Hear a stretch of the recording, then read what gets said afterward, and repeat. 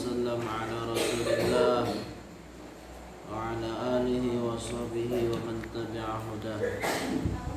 اللهم لا سهل إلا ما جعلته سهلا وأنت تجعل الحزن إذا شئت سهلا.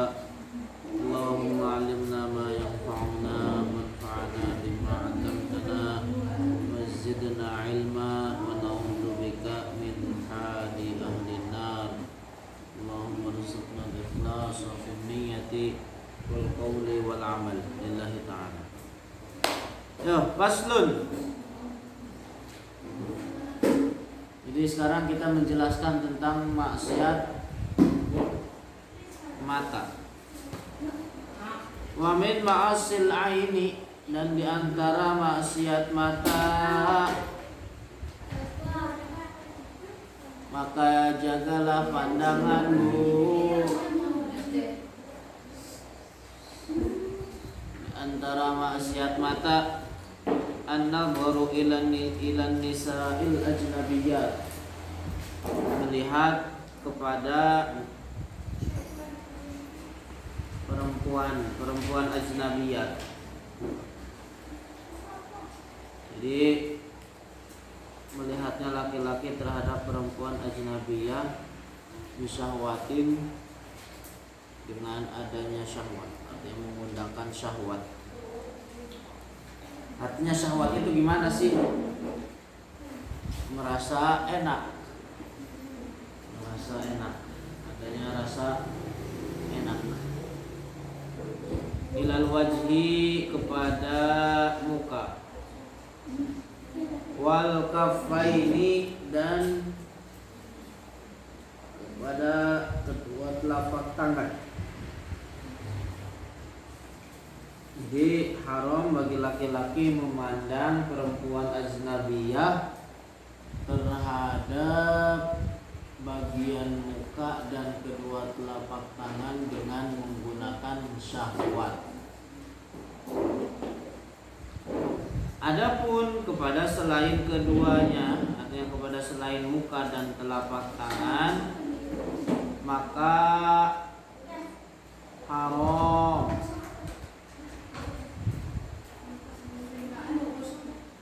Sama halnya dengan syahwat ataupun tanpa syahwat.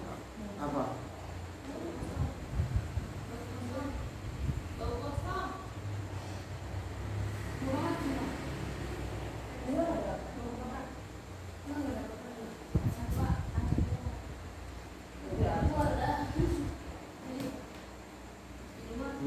Jadi kembali, kalau laki-laki memandang terhadap perempuan ajnabiyah kepada muka dan telapak tangan dengan syahwat, maka haram. Kalau tanpa syahwat, maka tidak haram, karena keduanya bukan aurat. Paham? Kalau memandang laki-laki terhadap perempuan ajnabiyah terhadap muka dan telapak tangan tanpa syahwat, maka tidak haram, karena keduanya bukan aurat. Wa ila ghairihima mutlaqan. Nah, adapun memandang kepada selain keduanya, artinya kepada selain muka dan telapak tangan, mutlaqan, maka haram secara mutlak. Artinya sama halnya dengan syahwat ataupun tanpa syahwat.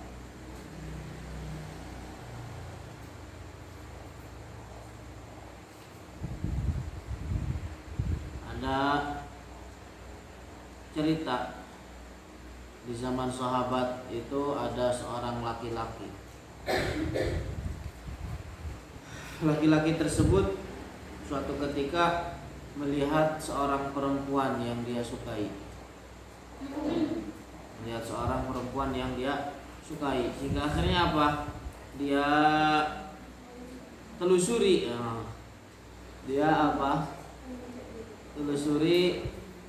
Di follow up itu perempuan, dituturin, diikutin gitu, pandang, ikutin. Apa yang terjadi? Kepala laki-laki tersebut tabrakan dengan tembok. Nyata ini kisah terjadi di zaman sahabat. kemudian apa, tabrakan dengan tembok, kepalanya keluar darah, berdarah.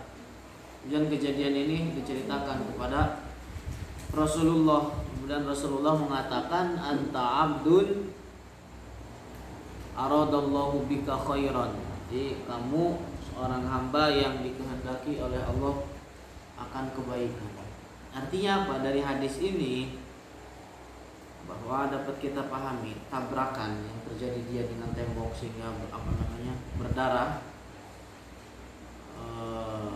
Allah mengkehendaki dengan kejadian tersebut apa? Menghapuskan akan maksiat yang telah dia kerjakan. Yang menghapuskan apa yang maksiat yang tadi yang telah dia kerjakan, ngintilin cewek yang dia sukai. Kenapa? Karena ketika Allah menghendaki terhadap seorang hambanya kebaikan, itu digugurkan dosa-dosanya ketika di dunia.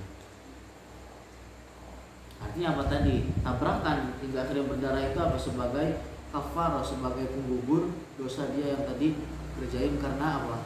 Ngintilin cewek yang dia sukai. Paham itu?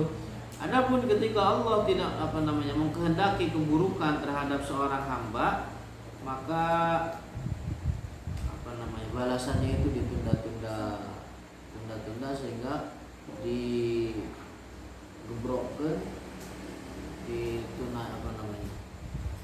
dilangsungkan ketika hari kiamat.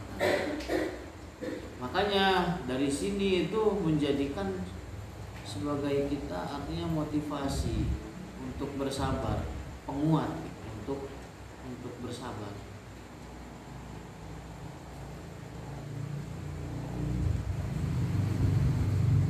Berobat itu tidak wajib. Kalau orang sakit tidak wajib sebenarnya. Bahkan tidak ada menjadi nafkah yang wajib bagi suami terhadap istri di dalam permasalahan berobat. Tidak di dalam permasalahan berobat.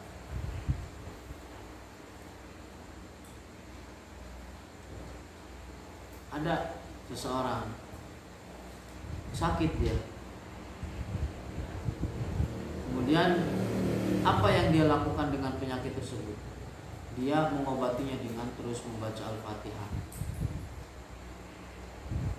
Bukan minum obat, tapi cara berobat dia adalah dengan memperbanyak baca Al-Fatihah. Ketika dia lakukan, ternyata dia melihat banyak keajaiban dari surat Al-Fatihah. Tujuan dia awalnya apa? Berobat dengan Al-Fatihah.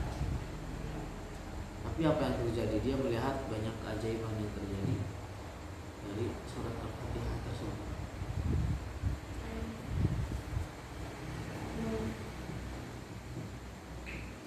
Jadi begitu, ketika orang ditimpa sakit, sebaiknya yang bagus adalah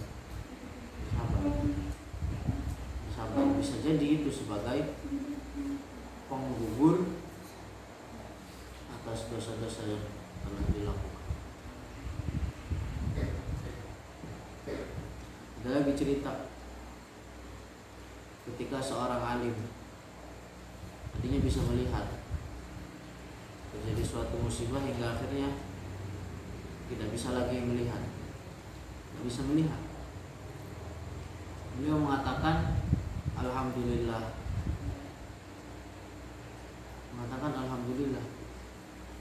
Kenapa dia mengatakan demikian? Allah bukan. Artinya apa? Dia bisa menghindari perbuatan maksiat mata. Nah, dari situ ketika dia tertimpa kebutaan, yang dia katakan alhamdulillah saya bisa menghindari perbuatan maksiat mata. Dia orang buta gimana? Nggak melihat ya. Terhindar dari maksiat mata. Allah.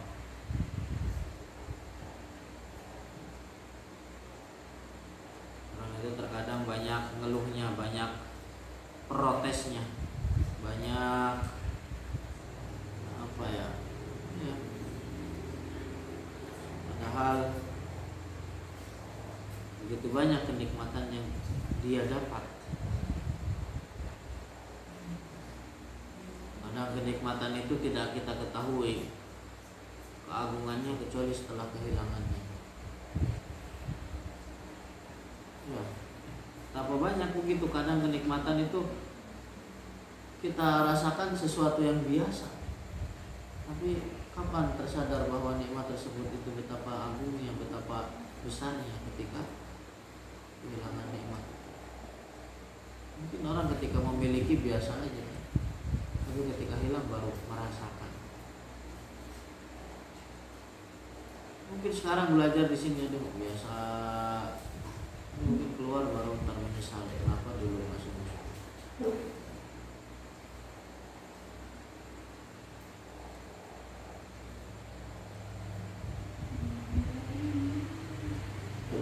Terus, apa lagi? Wa kadza nadharuhunna ilaihim, begitu juga haram bagi perempuan melihat terhadap laki-laki ajnabi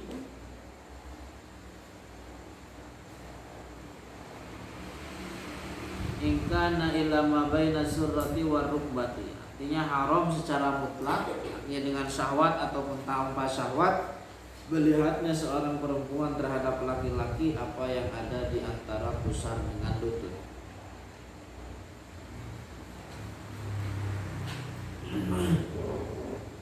Adapun kepada bagian selain di antara pusar dan lutut, maka tidak haram kalau seandainya tanpa syahwat.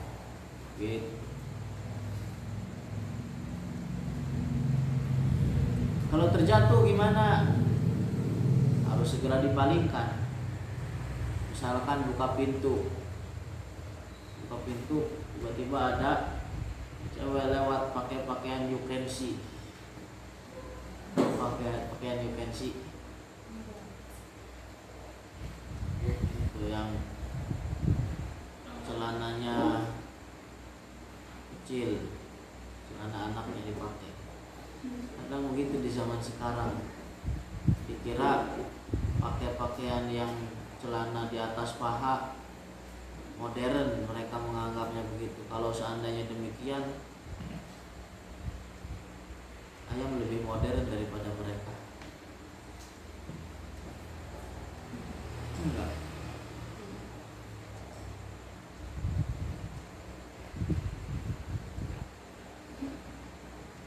Hewan-hewan berarti lebih modern daripada mereka. Begitulah kita hidup di zaman kemaksiatan itu tersebar di mana-mana.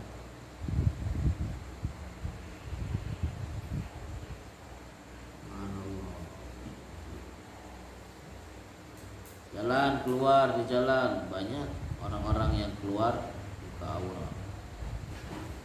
Kita selaku yang melihat ya apa? Maksudnya selaku yang misalkan lagi jalan biasa tiba-tiba keluar melihat, harus langsung dipalingkan,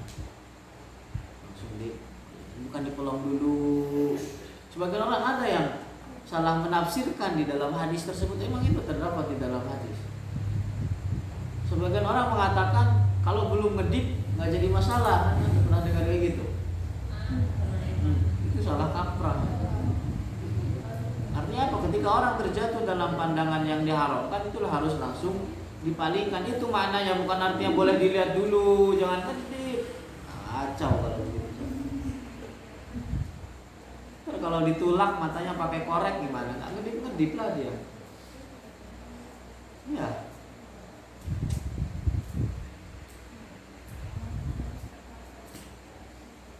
Itu salah kaprah, mentahrif hadis.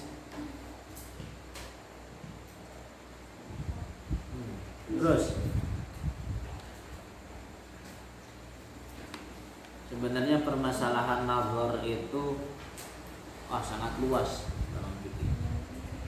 Saya cukupkan apa ya analisis. Terus wa nazarul aurati, kemudian haram memandang terhadap aurat meskipun satu jenis. Meskipun satu jenis.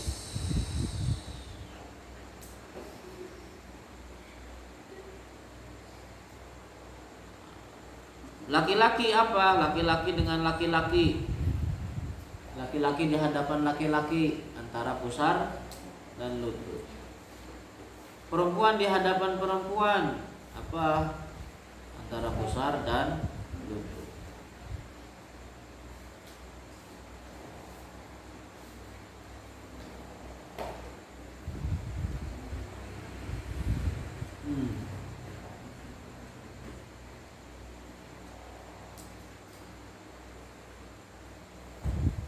Terus, wa yahrumu 'ala ar-rajuli wal mar'ati kashful 'aurat. Diharap fil khalwati li ghairi hajatin. Diharapkan bagi laki-laki dan perempuan membuka aurat. Artinya aurat itu kubul dan dubur.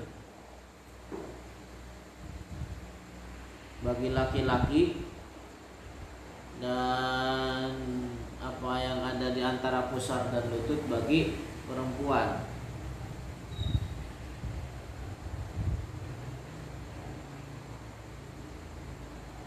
Fil khalwati ketika khalwat, artinya khalwat itu ketika sendirian. Di ghairi hajatin, tanpa adanya hajat, kebutuhan. Berarti dapat dari sini kita pahami kalau seandainya ada hajat, boleh orang membuka aurat yang mughalladhahnya tadi. Jadi kalau laki-laki apa? Kubul dan dubur. Kalau perempuan pusar dan antara pusar dan lutut. Jadi kalau sendirian perempuan nggak boleh membuka apa yang ada di antara pusar dan lutut. Kalau seandainya tanpa hajat. Kalau ada hajat, kebutuhan, boleh. Contohnya seperti apa?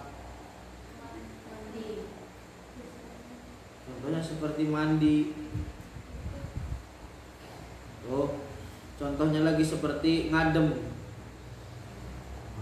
Panas. Masuk kamar, nyalain AC, buka baju, letakkan itu boleh. Ada hajat. Wahalla ma'al mahramiyati, kemudian diperbolehkan dengan mahram. Mahram itu seperti orang bapaknya, seperti anaknya.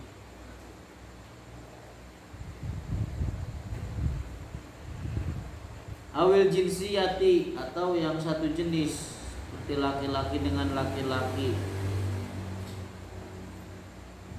perempuan dengan perempuan. Apa? Nadharu ma ada ma baina surrati war rukbati, melihat terhadap sesuatu selain apa yang ada di antara pusar dan lutut. Idza kana bi ghairi syahwatin, kalau seandainya tanpa syahwat. Kalau pakai syahwat haram.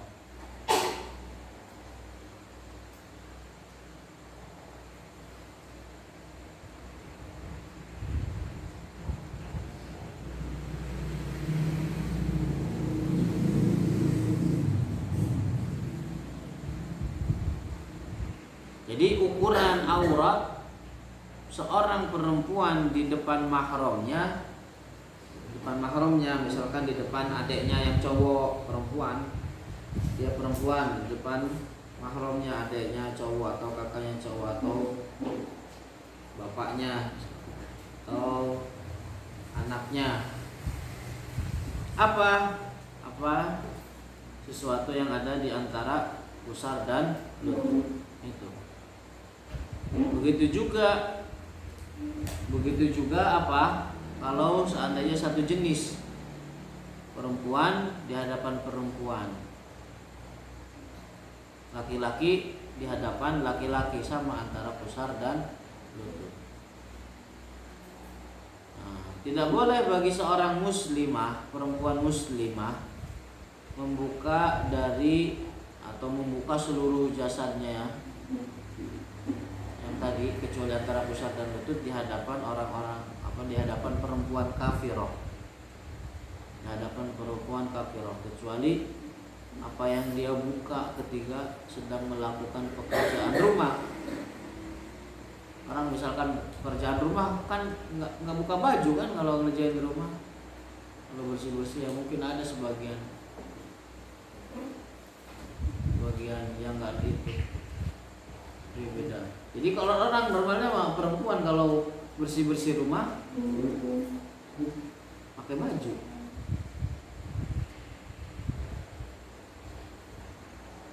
Jadi paling yang dibuka apa? Tangan kan kayak gini. Kalau rambut, terus kalau kaki ya digiling-gilinting gitu kan. Nah itu, jadi itu yang boleh dibuka di hadapan perempuan kafiroh. Jadi jangan buka baju di hadapan perempuan kafiroh.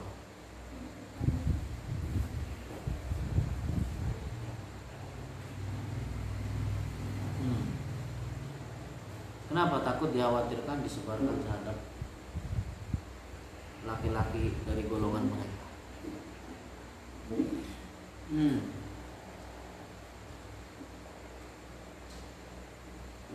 Anak kecil, gimana anak kecil? Kalau anak kecil boleh melihat terhadap sesuatu dari bagian anak kecil. Artinya anak kecil itu yang belum timbul syahwat ketika dilihat. Potongannya itu.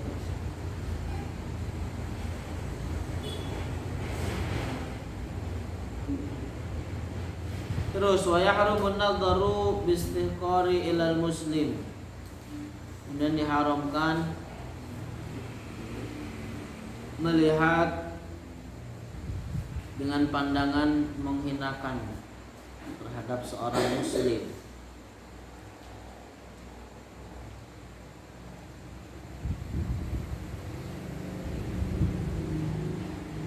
Jadi tidak boleh melihat seorang muslim dengan pandangan hina, pandangan jelek-jelekan karena misalkan miskin, karena misalkan fakir, atau misalkan lemah.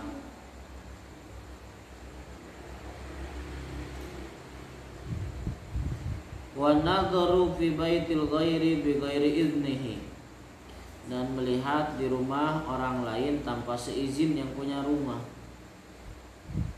Jadi misalkan bertamu silakan duduk di ruang tamu, dia malah keliling rumah, masuk ke kamar sini, masuk ke sana tanpa seizin yang punya rumah. Haram. Paham itu? Apalagi kalau seandainya di rumah tersebut ada sesuatu yang disembunyikan, tidak mau diketahui oleh orang lain. Dia malah mencari-cari. Orang zaman sekarang mau begitu, sebagian orangnya disembunyiin malah di stalking, disembunyiin malah di bongkar-bongkar. Artinya disembunyiin itu ya orang nggak mau tahu gitu.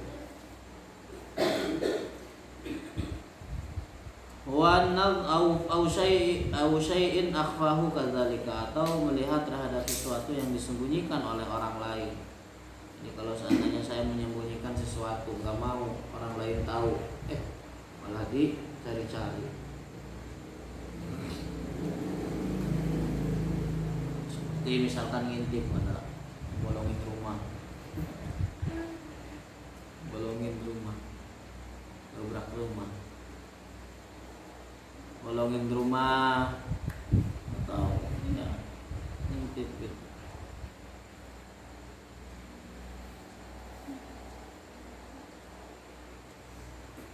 Misalkan ya di dalam rumah itu ada seorang istrinya yang lagi buka aurat, atau ada anaknya gitu kan, anak perempuannya yang buka aurat.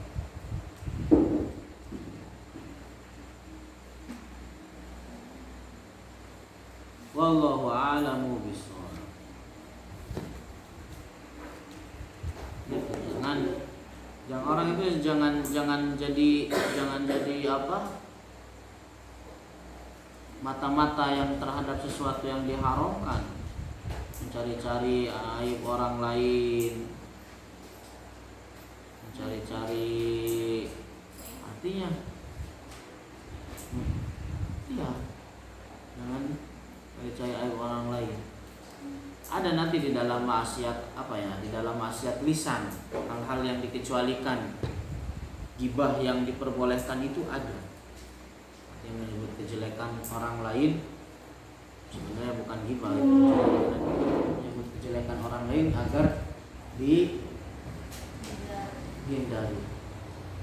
Ada suatu ketika seorang perempuan datang kepada Rasulullah mengadu, "Ya Rasulullah, telah datang kepadaku 2 orang laki-laki pengen meminang saya. Namanya lupa, yang satu Muawiyah, yang satu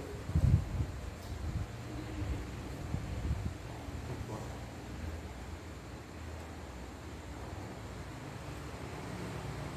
Al-Muhim. Kemudian apa? Mana yang harus saya pilih? Begitu kan? Rasulullah mengatakan tentang yang satunya, maka la yad'ul asa an atiqihi. Wa yang satunya ini lupa namanya. Disebutkan oleh Rasulullah. Yaitu la yad'ul asa an atiqihi, artinya apa? Tidak meletakkan tongkat dari lehernya, bahwa dia senantiasa bepergian terus. Sebagian ulama menafsirkan demikian. Sebagian ulama menafsirkan bahwa laki-laki tersebut adalah tukang pukul. Rasulullah begitu ngomongin tentang sahabat. Ini apa? Mentahdir. Tujuannya kan apa? Untuk mentahdir, memperingat. Adapun yang satu lagi disebut paswalukun lama lala, yaitu terlalu miskin, terlalu fakir, khawatir tidak bisa memberikan apa-apa yang wajib. Karena Rasulullah memerintahkan, menyarankan perempuan tersebut untuk menikah dengan yang lain. Disebutkan Usama, inkihi Usama.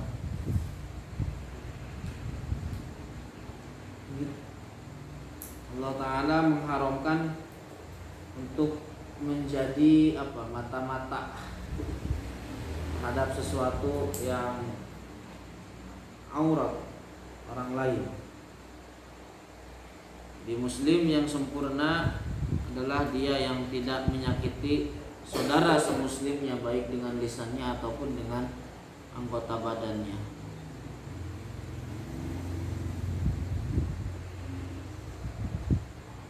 Adapun orang yang stalking, pengen mencari aurat orang lain agar disebarkan, untuk tujuannya disebarkan, maka itu dosa.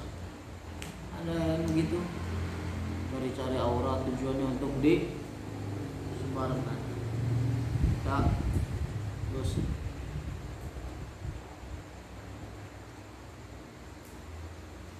Jadi sedikit orang di zaman sekarang memperlakukan saudaranya semuslim dengan sesuatu yang senang dia diperlakukan seperti demikian.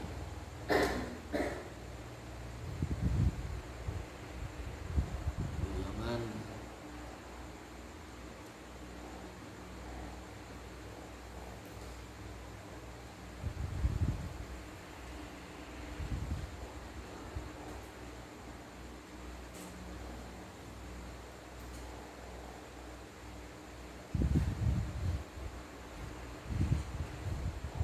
Jadi kalau orang melihat aib orang, ditutupin begitu. Dalam hadis gimana kemarin?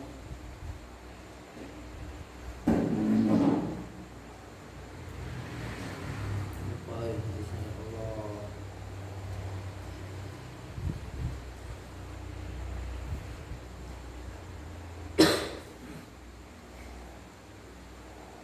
Allah